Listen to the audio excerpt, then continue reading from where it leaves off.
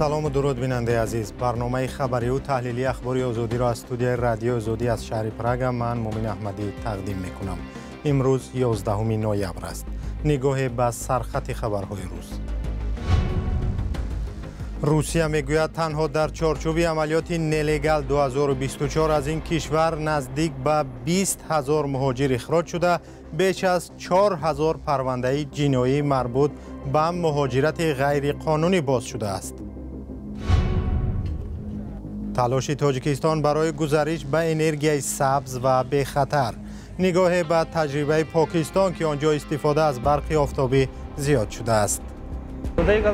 $36 صرف کردم ولی حالا برای پیشبرد تمام تجارتم کفایت میکند.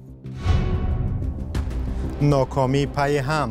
پس از باخت با حساب بزرگ به دسته ایرانی، بازیگران دسته فوتبال روشن به صدمه دچار شدند. در شهر سنت پترزبورگ روسیه با اتهام تشکیل مهاجرت غیرقانونی رکتور انستیتوت ترمیم و ساختمان الکساندر برزوف بازداشت شده است. در آخر ماه اکتبر سال روان دومه دولتی روسیه قانونی را تصویب کرد که مجازات برای تشکیل مهاجرت غیرقانونی را وزنین‌تر نموده از 8 تا 15 سال زندان و جریمه از 3 تا 5 میلیون روبل روسی را مد نظر دارد. طبق گزارش رسانه‌های روسیه در سال 2024 بیش از 65,000 شهروند خارجی از روسیه بیرون شدند. 120,000 مهاجر دیگر از حق ورود بر روسیه محروم گشتند. همکارمان شهلای گلخواجه با تکیه به معلومات در وزارت کارهای داخلی روسیه اطلاع می‌دهد که عملیات نلگال 2024 با اخراج 20,000 مهاجر به انجام رسیده است. وزارت کارهای داخلی روسیه از انجام عملیات نلگال 2024 خبر داده گفته است که در پی آن 20,000 مهاجر از روسیه اخراج کرده می شود.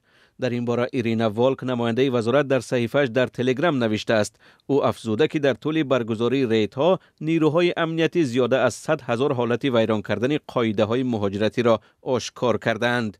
در رابطه با تشکیل مهاجرت غیرقانونی بیش از 4,000 پرونده جنایی باز شده است. همچنین 684 پرونده جنایتی از روی ماده‌های دیگر از جمله عبور غیرقانونی سرحد دولتی، معاملات غیرقانونی سلاح، واسطه‌های نشأه‌دار و ماده‌های پسیخوتروپی آغاز گردیده است. در همین حال وزارت کارهای داخلی روسیه به نشر نوارهایی که در جریان برگزاری ریدها در دایره عملیات نلگال 2024 ثبت شدند ادامه می‌دهد. همین طریق شعبه ولایت مسکو از بازداشت 36 مهاجر در خوابگاه در دهه سلمانوو خبر داد. هر یک مهاجر برای نقض قاعده‌های بودجه در کشور 5,000 روبل جریمه بسته شد. مقامات 16 نفر را از روسیه اخراج می‌کنند. این نوار را باشد جنبش ملتگرای روسکای اوبشین و یا جمعیت روسیه در کانال تلگرامی خود نشر کرد.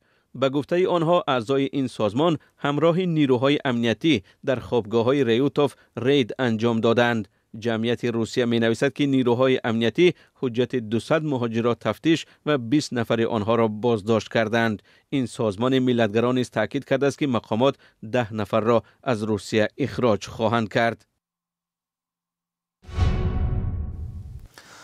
در تاجیکستان دو بازی معروف کامپیوتری را برای نورسان منع کردند. پلیس دوشنبه به صاحبان مرکزهای بازی‌های کامپیوتری در خبرنامه گفته است که دیگر برای نورسان بازی‌هایی که محتوای زورآوری دارند برای بازی پیشنهاد نکنند. وزارت فرهنگ تاجیکستان هم گفته است که بازی‌های کانتر استرایک و GTA محتوای زورآوری، آدمکشی و غارتگری دارند. همکارانم عبدالغنی عبدالوهاب و امیر سایف در این باره گزارش تهیه کردند.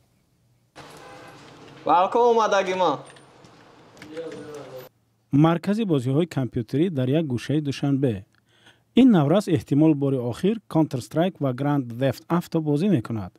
رئیست کارهای داخلی پایتخت هر دو بازی را برای کودکان و نورسان منع کرده است. دلیلش هم خلاصه وزارت فرهنگ تاجیکستان بوده است که کانتر استرایک و گراند ثفت افتا را آلوده به زورآوری، قتل و کشتار و غارتگری نامید.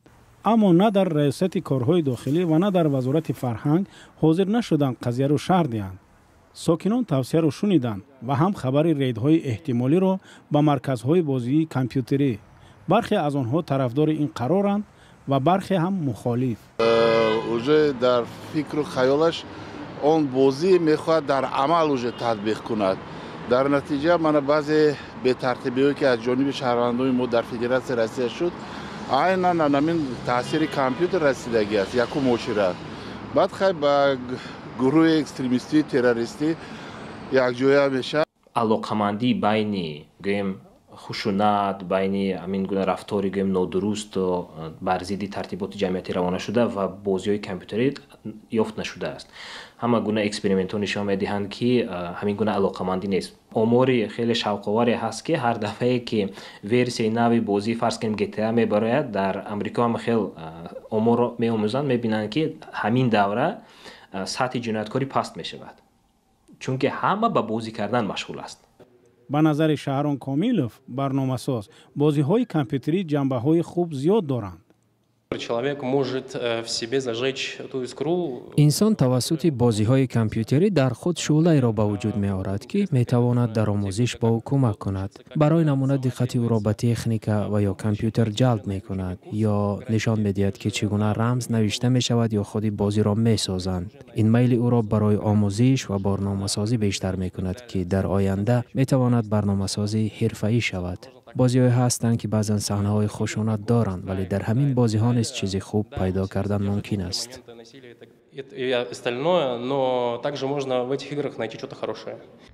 به نظر یک همصحبت ما که به خاطر نابالغ بودن نامناسبش ذکر نمی‌شود، همسالان او بیشتر به بازی‌های شوق دارند که در آنها تیرپرانی صورت می‌گیرد. برای که در این بازی‌ها تیرپرانی است. تیرپرانی به بچه‌های نورسان شوق‌آور است. بازی‌های کامپیوتری و رفتن نورسان و جوانان به مرکزهای بازی همیشه یک موضوع داغ در جامعه تاجیکستان است. وزارت کارهای داخلی تاجیکستان سال 2017 به صاحبان مرکزهای بازی کامپیوتری و اینترنت کافه‌ها هشدار داده بود که نابالغان را به کارگاه خود راه ندهند. جوانان و نورسانی که با آنها هم صحبت شدیم گفتند من کردن آسان است ولی امکانیت‌های دیگر استراحت و فراغت فراهم آوردن دشوار. بینندگان ارجمند این گزارش را در شکل کامل در سامانه رادیو آزادی و صفحه‌های ما در شبکه‌های اجتماعی تماشا کنید و حتما نظر خود را در این باره نویسید.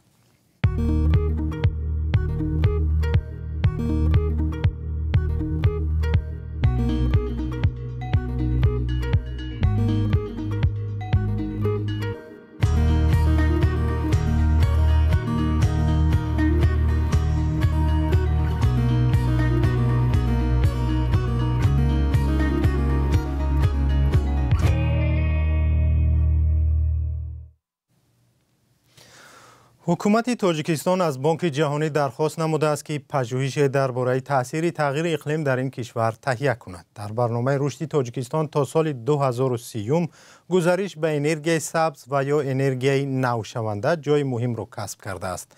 به نوشته خبرگزاری اینترفکس حکومت تاجیکستان تصمیم دارد در اجرای این برنامه از سرمایه‌گذاری بخش خصوصی استفاده برد. خبرنگاران رادیو آزادی در پاکستان اطلاع می‌دهند که در این کشور توجه به برق آفتابی تا حد بلند است که بعضی صاحبکاران از استفاده نیروگاه برقی کارخانه دولتی دست می‌کشند. تفصیلات در گزارش خرامان بقازاده. بسیاری ها به پنل گذاشتند. نصف مردم اینجا از شبکه برق کنده شدند. نصب بطاری‌های آفتابی در پاکستان در اوج است. در سراسر این کشور مردم برای خانه، کار شرکت یا کارخانه‌های استحصالی بطاری‌های ساخت چین را می‌خرند.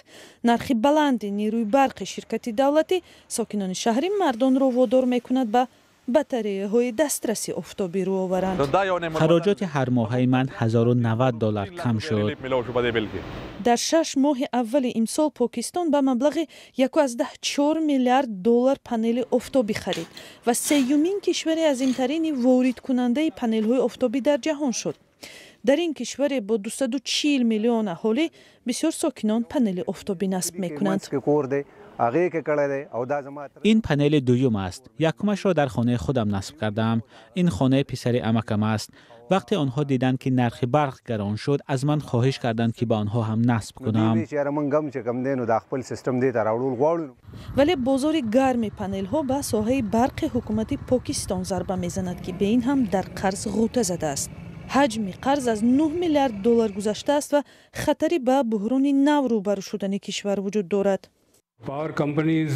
شرکت‌های برق توان استحصال نیروی برق کافی را دارند ولی شمار مشتریانشان کم شد. احتمال دارد با خطر مشکل پرداخت خراجات کلی روبرو شوند.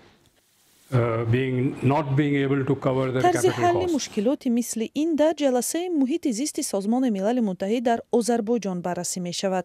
موضوع بحث آنها گذریش به انرژی سبز است ولی به این هدف‌های آرمانی مردم عادی زیاد توجه ندارند. در پاکستان 40% اهالی بی‌بضاعت است. وقتی حساب هر ماه من 18 تا 22 دلار شد، پنل آفتابی گرفتم، 36 دلار صرف کردم ولی حالا برای پیشبرد تمام تجارتم کفایت می‌کند. سال 2023 صرف برق در پاکستان نظر به سال از آن پیش 10% کم شد. با افزایش پنل‌های آفتابی و رو گرداندن مردم از برق دولتی، بودجه پاکستان با کمبود سخت روبرو شده می‌تواند. بازیگران دسته روشن کلاب در هفته گذشته به 2 حادثه برای هوادارانش ناخوش گرفتار شدند. چند بازیگر این دسته پس از باخت با حساب بزرگ با دسته تراکتور ایران در راه بازگشت از ازبکستان در شهرهای خوجند دوشنبه به صدمه دچار شدند. محمود جان رحمتزاده جزئیات بیشتر دارد. ماشین بازیگران دسته روشن کلاب به صدمه دچار شده است. حادثه هفته گذشته در شاهراه خوجند دوشنبه هنگام بازگشت از تاشکند روی داده است. در ماشین 5 نفر قرار داشتند. 4 نفر جراحت‌های سبک برداشتند، در حالی که یکی از آنها آسیب جدی دیده است. رهبریت دسته روشن سبب صدمه را کفیدن بالون ماشین گفتند. حالا جمشید مقسوموف، یکی از بازیگران روشن که در صدمه آسیب جدی دیده است، زیر نظارت طبیبان قرار دارد. این صدمه در حالی رخ داد که دسته روشن در بازی با دسته تراکتور با حساب 0-7 مغلوب شد. بعد تنقیدهای زیاد سرمربی دسته وضعیت را شرح داد. ما 3 روز در راه هستیم. ما 3 روز در فرودگاه‌ها، از این فرودگاه به اون فرودگاه، از تاشکند به دهلی، از دهلی به اینجا آمدیم و 12 ساعت 13 ساعت در هر فرودگاه فقط انتظار کشیدیم تا برسیم اینجا. و وقتی به اینجا آمدیم دیشب، شرایط بدنی تیم ما بسیار بد بود. ما حتی یک ریکاوری ساده هم نتوانستیم بکنیم. تمرین ساده کردیم که بتونیم به این بازی فقط برسیم. بعد تنقیدها در شبکه‌های اجتماعی بسیاری از کاربران حمایت از دسته کرده ایستادند. رهبریت دسته خبر داد که با دستگیری‌های زیاد روحیه بازیگران دوباره بلند شده است. دسته روشن یکی از دسته‌های سرمخلص در منطقه کلوب به حساب می‌رود. این دسته در سال‌های گذشته با مشکلات مالی روبرو شده یک چند بار پراکنده شده است. اما در 4 سال اخیر با سرپرستی بازار حاجی شریف در لیگ عالی اشتراک می‌کند. امسال دسته روشن به بازی‌های لیگ قهرمان‌های دوم آسیا راه یافته است، اما در 4 بازی تا امروز گذرانده‌اش در این مسابقه برده نداشته است. کرمل روز 11 نوامبر خبرها درباره گفتگوی پرزیدنت نوی آمریکا دونالد ترامپ با ولادیمیر پوتین رئیس جمهوری روسیه را رد کرد. نشریه واشنگتن پست روز 10 نوامبر با تکیه به منابع نزدیک به ترامپ نوشته بود که صحبت جانب‌ها روز 7 نوامبر صورت گرفته است. به اطلاع نشریه دونالد ترامپ به ولادیمیر پوتین گفته است نباید جنگ را در اوکراین تشدید کند. دیمیتری پسکوف سخنگوی کرمل روز 11 نوامبر به خبرنگاران گفت این کاملا دروغ است، افسانه است، هیچ صحبت نبود. او در جواب به این سوال که آیا پوتین برای تماس با ترامپ نقشه دارد گفت حالا نقشه ها مشخص نیستند. دونالد ترامپ در جریان معرکه‌های انتخاباتی گفته بود که اگر رئیس جمهوری آمریکا شود هر چیز زود به جنگ در اوکراین خاتمه خواهد داد، اما جزئیات نداد. برنامه اخباری آزادی به پایان رسید، ولی شما خبرهای نو بیشتر رو از وبسایت آزادی.org و صفحه‌های رادیو آزادی در فیسبوک، اینستاگرام، شبکه‌های ایکس و تلگرام و تیک تاک و یوتیوب پیدا کنید. اگر شما هم خبری دارید به ما بفرستید تا دیگران هم بدانند. تا برنامه‌های دیگر، خدا نگهداری شما باد.